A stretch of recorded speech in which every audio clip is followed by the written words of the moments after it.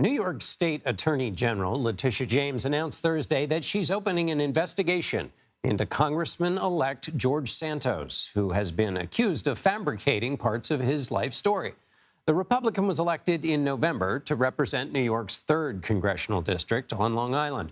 He came under fire after the New York Times revealed Monday that many details about his life, including his job history, education, and finances, appeared to be a lie.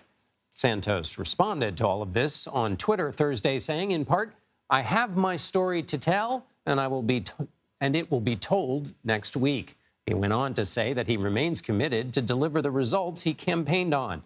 For more on this, I am joined by CBS News political correspondent Caitlin Huey-Burns. Caitlin, how serious are these allegations? Hey, John. Well, some of these allegations deal with, lying about a resume. So where he went to school, where he worked. CBS News has independently confirmed, talking to Wall Street employers that he claimed to have worked for, no records or not being able to confirm, they told us, his employment there. We have also been in communication with 2 universities he claims to have attended, and they also have told us that they don't have a record of his attendance there. And then there are potential questions of legal exposure, questions about his finances and what he has claimed on his reports to the Federal Election Commission. So there is a lot to dive into here, whether it's, facts about his life and resume, and then also what he may be open up to legally. But I will say that experts we've talked to in terms of ethics on these kinds of things say that they've never really seen anything like this before. Yes, you've had members of Congress or candidates exaggerate their resumes, exaggerate, things they've done in the past. But when it comes to, these allegations of lying on pretty much every measure, this seems unprecedented. And Caitlin, often in these cases, when the sweater thread starts to get pulled, the entire garment comes apart. And you've already articulated there several, at least 2 sleeves are gone. But have people started to come out of the woodwork and say, oh, sure, and add to this story? Well, what's really interesting here is that he has left a pretty long trail. He's been pretty prolific on Twitter in the past and on social media. So there are claims that he has made on social media or through various interviews that he did while running for office. He ran for office twice, that have given us, items that he has claimed to then dig into. One of those items happens to be around his Jewish heritage. He has claimed before that his grandparents fled persecution, and he gave a speech last month in Las Vegas, Nevada, for the Republican Jewish Coalition, kind of talking about his Jewish ancestry. He's identified as Jewish. He's also identified as Catholic.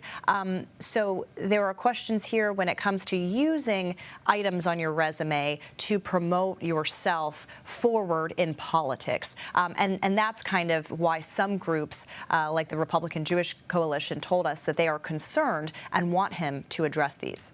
So last 2 questions. One is going back to the actual legal exposure.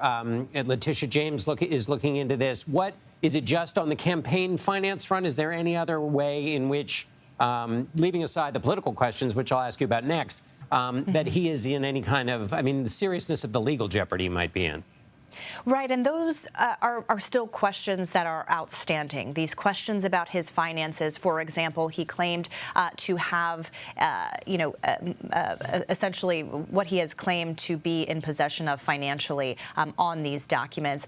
We have been in touch with his legal counsel. He has hired legal counsel, and they, according to a statement that his lawyer put out, they have kind of blanket refuted these allegations, but not specifically. So there are a lot of these questions legally that remain. So now, and then the political question, which is when this grows too big, the party could turn on him. What's been the reaction so far to these stories from within the Republican Party? Well, John, I think that's a really interesting part of this story because Republican leadership on Capitol Hill has been silent about this, despite our repeated attempts to seek comment from them and just, being around Capitol Hill. They are not weighing in, and the politics of this is fraught. The reason that this is someone who is kind of important to Republicans in two different ways. Really, his biography, he was the first openly gay Republican non-incumbent. He is, his parents are Brazilian, or his mother is Brazilian. He kind of represented this kind of new face of the Republican Party. At least that's how they were kind of touting him. But also, he flipped a Democratic district and helped Republicans win the majority, that very narrow majority in the House of Representatives. So Kevin McCarthy, who is vying to become Speaker, needs every last vote he can get from Republicans. And earlier this week, Santos had tweeted out in support of McCarthy for Speaker. So, we know also that a speaker is unlikely to, not seat a duly elected member of Congress. But there will be questions about whether he's referred to the Ethics Committee. Again, what comes out of these legal investigations. But he seems resilient at this point in terms of what he has said, which is that he will reveal more next week. Okay. The new face of the Republican Party, part of that new face may be a mask.